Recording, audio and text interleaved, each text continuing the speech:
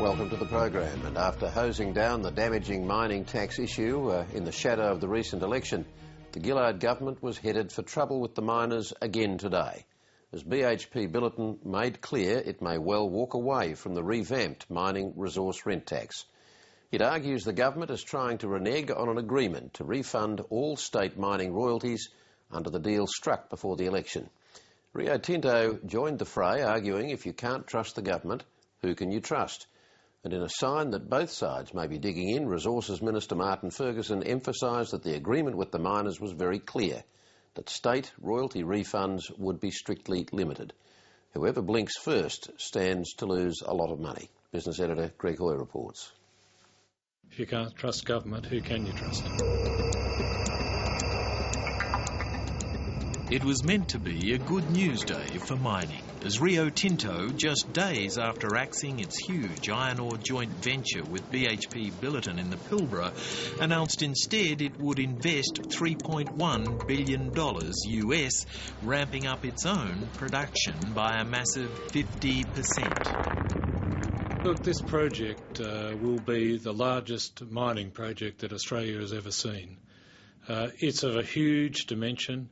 It's a very complex project involving the implementation of 3 new mines, duplication of rail and crossings and sidings, and the creation of a new wharf at our Cape Lambert port. This is of a huge scale. But there was a big catch. The expansion we've announced today is proceeding. It's proceeding on the basis that the government delivers on its promises.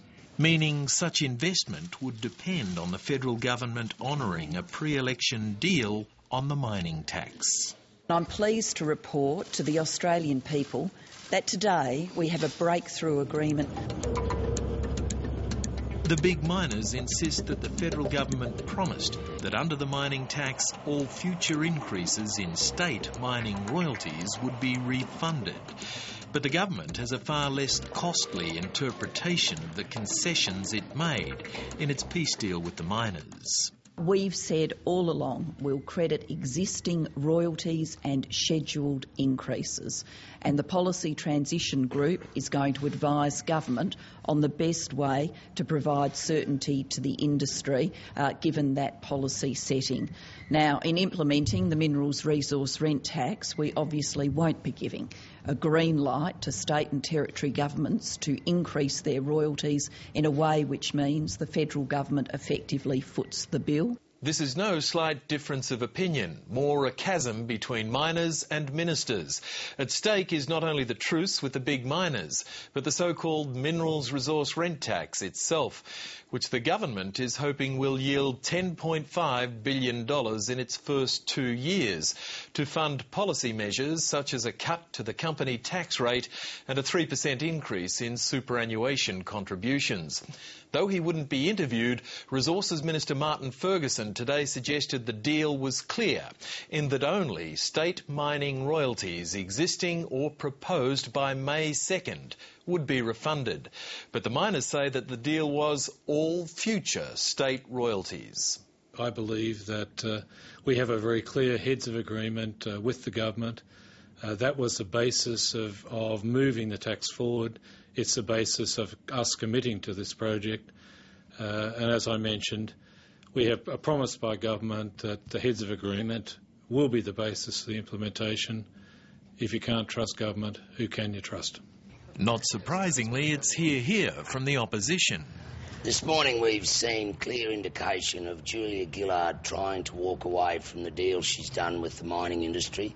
She has given an undertaking which she needs to make public to the mining companies in relation to state royalties. Julia Gillard cannot be trusted on this issue, and we're seeing this morning BHP stating that they are prepared to walk away from the deal unless Julia Gillard stands by her commitments. The Policy Transition Group, which the relevant minister is attending and which is being led by Don Argus, is working its way through a number of issues. That's exactly what it's there for. Exactly what it's there for. So, who do you believe? Well, surely it's a simple question of what does the agreement say in writing? Were it were only that simple. The miners claim the original heads of agreement on July 2nd stated all state and territory royalties will be creditable against the resources tax liability, but not transferable or refundable. The government, on the other hand, argues it is clearly stated in the policy transition discussion paper that state and territory royalties will be creditable at least up to the amount imposed at the time of the announcement, including scheduled increases. The date of announcement, the government says, refers to the government's 2nd of May announcement of its intention to introduce a profits-based tax in the resources sector. So will that clear matters up? Or is it a gap big enough to drive a mining truck through? Surely neither side in these negotiations can claim to have been meticulous in finessing the written detail of what was, after all, a mere multi-billion-dollar deal. Who will win? Who knows? But at the end of the day, is it a deal breaker? Well, at this stage, the answer seems to be no and yes. Look, I think that this is a part of process in implementing any legislation, whether it be tax or whether it be general legislation.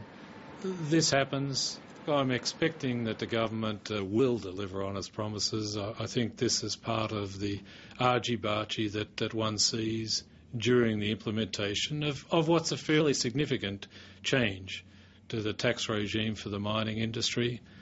But the heads of agreement are very clear. It was the basis of the agreement. That is the basis for us moving forward. Business Editor Greg Hoy.